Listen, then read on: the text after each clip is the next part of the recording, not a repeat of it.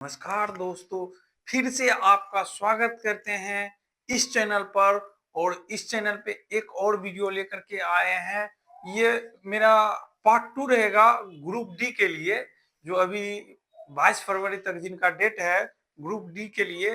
ये मेरा पार्ट 2 है और इसमें अच्छे से डिटेल से समझेंगे कि कौन कौन डॉक्यूमेंट लगेगा और किस तरह से फॉर्म भराया जाएगा। तो हम ले चलेंगे बाद में कंप्यूटर स्क्रीन पर भी, लेकिन पहले समझ लेते हैं कि हमको डॉक्यूमेंट क्या लगेगा।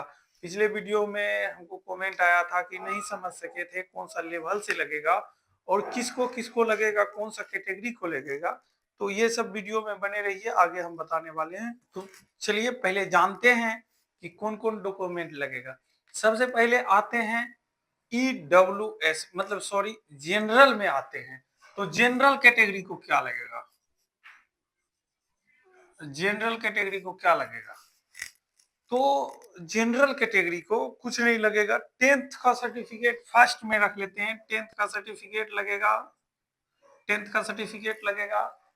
10th के सर्टिफिकेट के बाद उनको लगेगा बैंक अकाउंट। अब बहुत सारे पूछेंगे कि इसमें बैंक अकाउंट क्यों लगेंगे।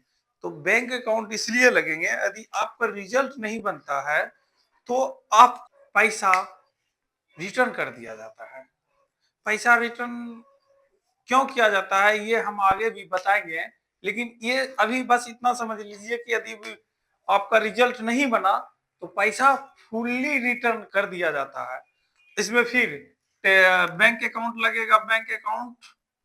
और उसके बाद आपको लगेगा, इसमें जनरल तो है ही, इसमें कास्ट दे सकते हैं। अब बहुत सारे बच्चे हमको, मतलब स्टूडेंट लोग और आप सभी लोग बोलिएगा, जब हम जनरल में हैं तो कास्ट क्यों दे? कास्ट दे भी सकते हैं और नहीं दे सकते हैं, ये आपके लिए ऑप्शनल है। ये ऑप्शनल है। 10th का सर्टिफिकेट हो गया, बैंक अकाउंट हो गया, कास्ट हो गया और ईमेल हो गया, फोटो हो गया। फोटो में भी एक लॉजिक है, फोटो व्हाइट बैकग्राउंड का चाहिए, ठीक ना? तो फोटो व्हाइट बैकग्राउंड का चाहिए। और ये कास्ट कौन सा लेवल का चाहिए? कास्ट आप कोई सा भी लेवल का बना सकते हैं, बशर्ते वो रेवेन्यू ऑफिसर का भी हो। तो वो तहसीलदार से नीचे पद का नहीं होना चाहिए, आपका वहां कास्ट सर्टिफिकेट लग जाएगा। Revenue officer, revenue officer, officer note block tehsildar, यानी कि तहसीलदार से नीचे पद का नहीं होना चाहिए। सबसे कम पद होता है तहसीलदार, उससे नीचे पद का नहीं होना चाहिए। यदि आप बना लेते हैं आरओ लेवल का और अंचल लेवल का तो कहते हैं कि नहीं ये नहीं होगा। कैफे वाला कंफ्यूज है, खुद ही कंफ्यूज है, आपको नहीं बताना चाह रहे। वो खुद कंफ्यूज है तो आपको क्या समझाएंगे? तो आप ये ध्यान रखिएगा, सेंट्रल लेवल से कास्ट आपको बनाना होगा, सेंट्रल लेवल से। इसके लिए हम नीचे में दे देंगे डिस्क्रिप्शन में फॉर्मेट, कास्ट का फॉर्मेट का लिंक दे देंगे, जो कि आप अपने से भर के जाके आप सिग्नेचर करवा सकते हैं किसी से। बस उसका पद तहसीलदार से नीचे ना हो। जैसे रेवेन्यू ऑफिसर भी होता है, सीओ होता है, एसडीओ होता है, डीएम होता है और चीफ कलेक्टर होता है। इसी प्रकार से बहुत सारा है, लेकिन इतने को हम अपना जानते हैं। सबसे नजदीकी कौन होता है? तहसीलदार, रेवेन्यू ऑफिसर और एसडीओ।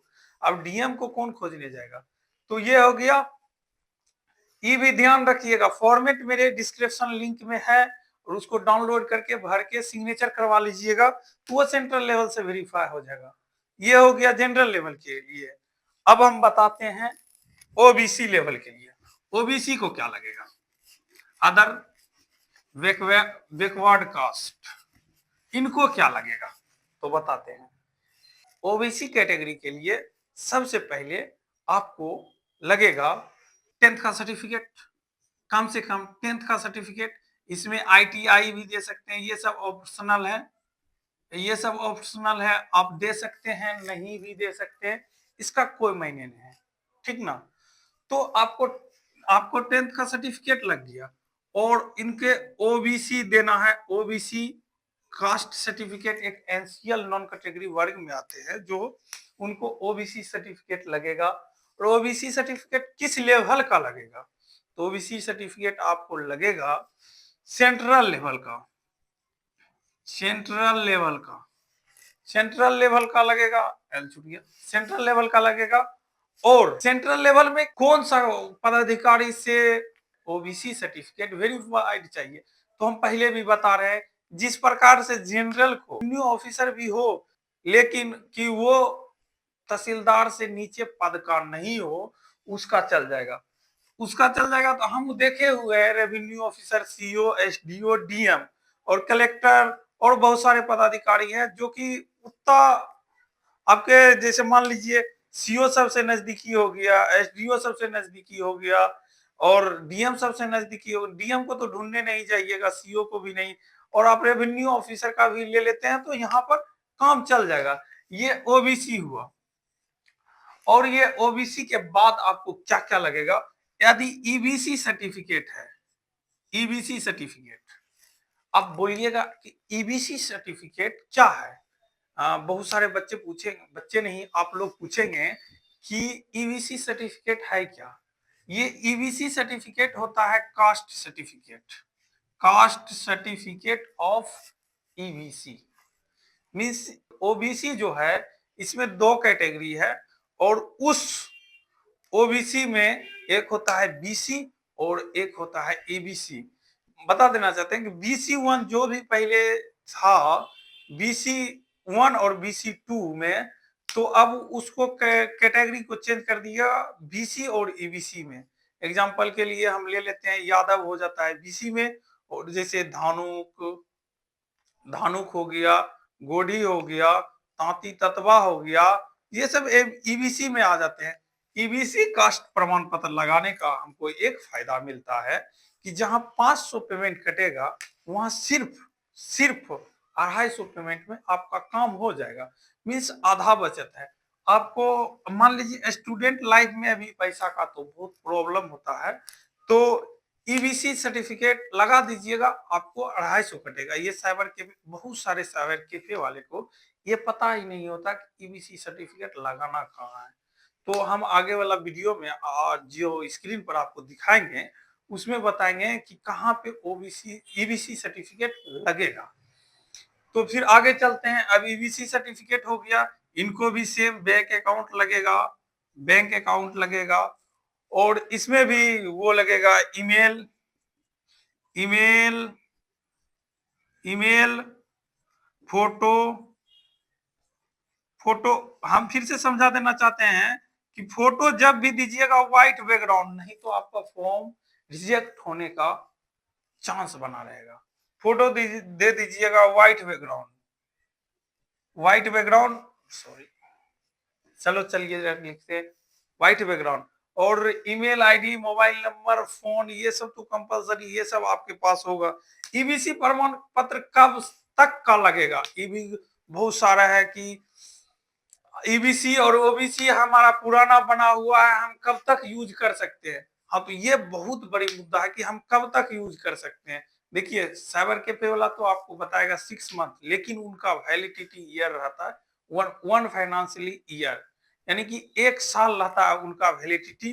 तो आप लोग घबराइए नहीं, 1 साल तक बढ़िया से यूज करिए, और 1 साल के बाद भी यूज रहता है। ईबीसी सर्टिफिकेट आप 3 साल तक का लगा सकते हैं, लेकिन ओबीसी साल में चेंज कर लेना चाहिए, क्योंकि इसमें जो लगता है ना, इसमें लगता है आय प्रमाण पत्र।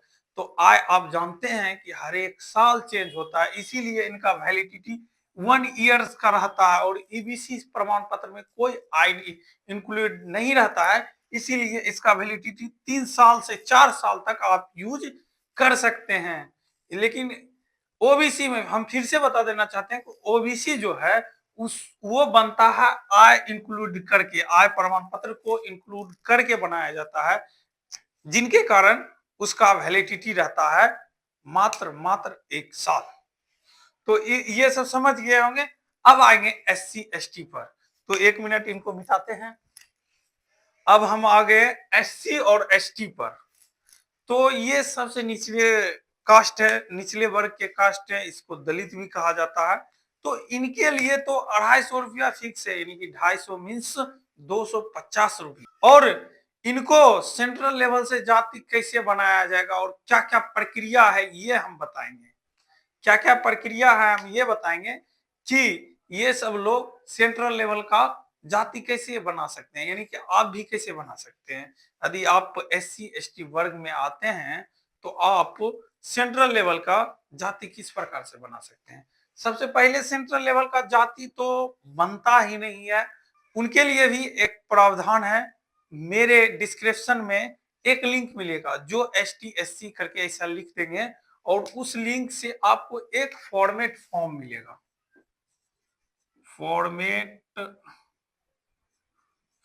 फॉर्म मिलेगा।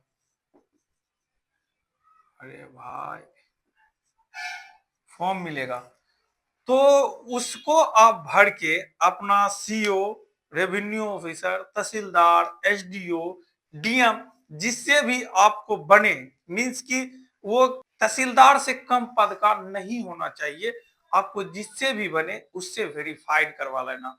अब बोलिएगा कि फॉर्म में तो सर हमको सर्टिफिकेट नंबर मांगता है, आप फॉर्म दीजिएगा और फॉर्म में कैसे सर्टिफिकेट नंबर होगा। उनके लिए आपका जो कास्ट प्रमाण पत्र होगा, उसमें BCCCO करके होगा, उसी प्रकार से उसमें भी नंबर बैठा करके वो अपना मोहर सिग्नेचर कर देंगे, वो सेंट्रल के लिए वेरीफाइड हो जाएंगे। यदि हम सेंट्रल लेवल का वेरीफाइड नहीं करवा के दिए कास्ट, तो हमको क्या नुकसान है और क्या फायदा है। नुकसान कुछ भी है नहीं है और ना ही फायदा, बस एक नुकसान है। नुकसान ये है, आपको जो स्लीपर कैटेगरी का रेलवे में टिकट बनना था, बनाते अब बनाएंगे ना, कहीं जाने के लिए मान लीजिए कोलकाता भरे, चेन्नई भरे, दिल्ली भरे, जहां भी भरे अपना बोर्ड के हिसाब से, तो वहां जाने के लिए तो आपको कुछ ना कुछ साधन, आप बस में चल गए, आप अमीर है तो कोई टेंशन नहीं है। और जो निचले वर्ग के मीन्स की जो गरीब है, जो सरवाइव नहीं कर पाते हैं, उनके लिए सरकार स्लीपर कैटेगरी का एक सीट अलाउड करेगा। यदि आप ये फॉर्मेट पे सिग्नेचर करवा के नहीं डालते हैं तो आपको वो टिकट नहीं मिलेगा। सबसे बड़ी मुद्दा यही है कि साइबर कैफे वाला को बहुत कम नॉलेज है इसके बारे में, क्योंकि ये 67 पेज का नोटिफिकेशन है, इसको पढ़ नहीं पाते हैं। और कि साइबर कैफे वाला जानते हैं, फॉर्म भर रहे हैं, बस रिजेक्ट नहीं होना चाहिए और हो गया, उनका लाभ नहीं दिला पाते हैं। तो हम आपको पूर्णतः लाभ दिलाएंगे, मेरे वीडियो में बने रहिए। हम ये नहीं बोलेंगे कि आप मेरा चैनल को सब्सक्राइब कीजिए, यदि आपको अच्छा लगेगा तो आप खुद सब्सक्राइब करेंगे। ये स्लीपर कैटेगरी का आपको टिकट दिलाएंगे और ये फॉर्मेट पर बस आप सिग्नेचर करके अपलोड कर दीजिए। और अपलोड करने वक्त ध्यान रखिएगा कि सिग्नेचर मोहर हो ही, यानी कि फॉर्म भर दीजिए और अपलोड कर दिए, तो इसमें तो आपका फॉर्म भी रिजेक्ट हो जाएगा। तो इनके लिए तो आप समझ गए सेंट्रल लेवल का कैसे कास्ट लगेगा। इसको स्लीपर कैटेगरी का एक पास बन जाएगा, जो कि स्लीपर बोगी में आप जा सकते हैं। तो कास्ट सर्टिफिकेट हो गया, फॉर्मेट फॉर्म हो गया, और इसको लगेगा वही 10th का सर्टिफिकेट। 10th के सर्टिफिकेट के बाद आपको वही email ID, photo, white background photo लाइएगा, ताकि प्रॉब्लम आगे ना हो, आपका सिस्टम एक बार में ले। तो अब हम ये सब बता देंगे, यदि कोई कहीं भी कोई डॉट हो तो हम उनको पर्सनली रिसॉल्व करेंगे। आप हमारे वीडियो में कमेंट जरूर कीजिए, ताकि हम आपका प्रॉब्लम को दूर कर सके। तो अब हमें लेके जाएंगे आपको स्क्रीन पर, क्योंकि ये आप तो डॉक्यूमेंट के बारे में समझ गए होंगे, अब स्क्रीन पर ले जाएंगे किस प्रकार से भरना है, कहाँ OBC, कहाँ ABC और कहाँ कास्ट सर्टिफिकेट लगाएंगे, कहाँ बैंक अकाउंट नंबर लगाएंगे। तो सारे डिटेल्स अभी हम स्क्रीन पर जा रहे हैं, तो चलिए स्क्रीन पर लेके चलते हैं।